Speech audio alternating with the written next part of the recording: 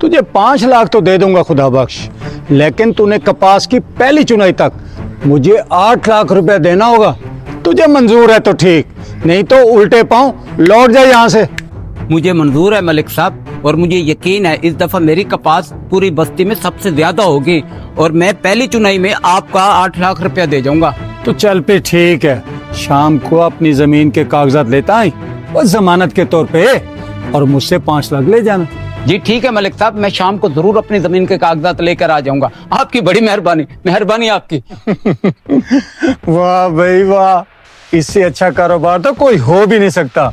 मैं तो दिन ब दिन अमीर होता जा रहा हूँ। अब्बा जी आप किस धंधे में पड़ गए हैं? ये तो सरासर सूद है, और सूद का कारोबार करना तो खुल्लम खुल्ला अल्लाह ताला से जंग है। बस बस, मुझे ना समझा, मैं तेरा बाप हूँ, तू मेरा बाप नहीं।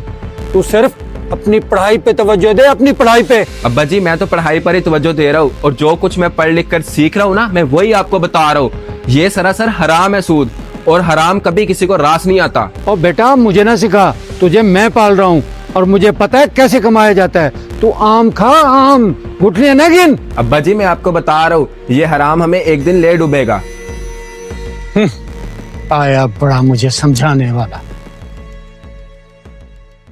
ओ चाचा खुदा बख्श, इस दफा तो माशाल्लाह तेरी कपास की फसल बहुत अच्छी जा रही है। खास स्प्रे का भी टाइम हो गया है, पैसों का इंतजाम किया कि नहीं किया? हाँ बशीरे, अभी मलिक साहब की कोठी से होकर आ रहा हूँ। पैसों का बंदोबस्त हो गया है। उन्होंने कहा शाम को अपनी जमीन के कागजात मेरे पास रखवा जा, पैसे ले जाइयो, फिर स्प्रे और खाद लेता हूँ। हाँ चाचा, तेरे पास तो गिरवी रखने के लिए अपनी जमीन है, मैंने तो अपनी जमीन मुस्ताजिर पे ली हुई है। चलो ठीक है, मिलते हैं फिर। मलिक तो सूद पर पैसे देता है, अल्लाह बचाए सूद से।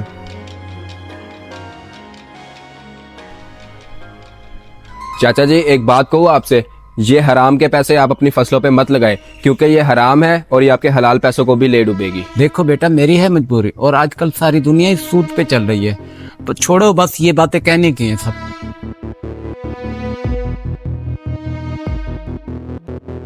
दरियाए सतलुज में पानी की सतह में इजाफा और तेज बहाव के बाद चाचा खुदा बख्श, भाग जल्दी।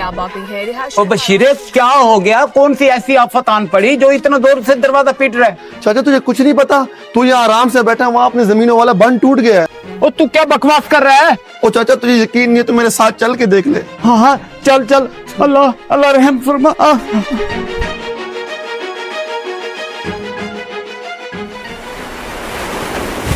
मैं तो बर्बाद हो गया, मेरी सारी फसल डूब गई। मैंने तो 5 लाख रुपया मलिक साहब से सूद पे उठाया हुआ था, अब मैं कहाँ से पैसे दूंगा?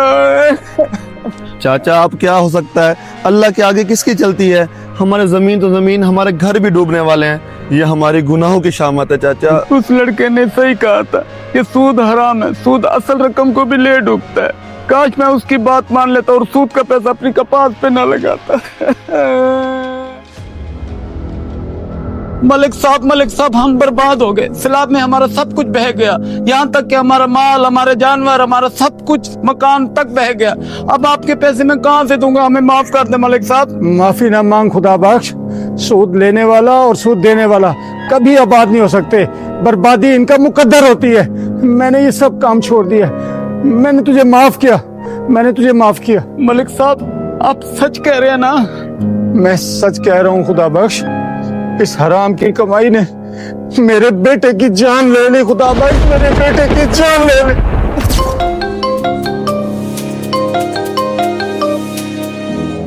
हेलो अस्सलाम वालेकुम। वालेकुम अस्सलाम। आप हमजा के वालिद साहब बात कर रहे हैं? जी जी मैं उनका वालिद बोल रहा हूँ। यूनिवर्सिटी चौक पे आपके बेटे की एक बाइक एक्सीडेंट में डेथ हो गई है। ये क्या कह रहे हो? ये अफसोस के साथ कहना पड़ रहा है, लेकिन ये हकीकत है। फिलहाल बॉडी को विक्टोरिया हॉस्पिटल के मॉर्चुरी वार्ड में शिफ्ट कर दिया है। या अल्लाह, ये तूने मेरे बुरे अमालों की शामत मुझको देता, मेरे बेटे को क्यों दे दी मेरे अल्लाह? इस सूद की वजह से आपका बेटा मर गया और मेरा घर बार सब कुछ बर्बाद हो गया। आए मलिक सब अल्लाह ताला से तौबा करते हैं, अल्लाह हमारे गुनाह माफ कर दे, हमें माफ कर दे। आए अल्लाह, अल्लाह मैं सच्चे दिल से तौबा करता हूँ।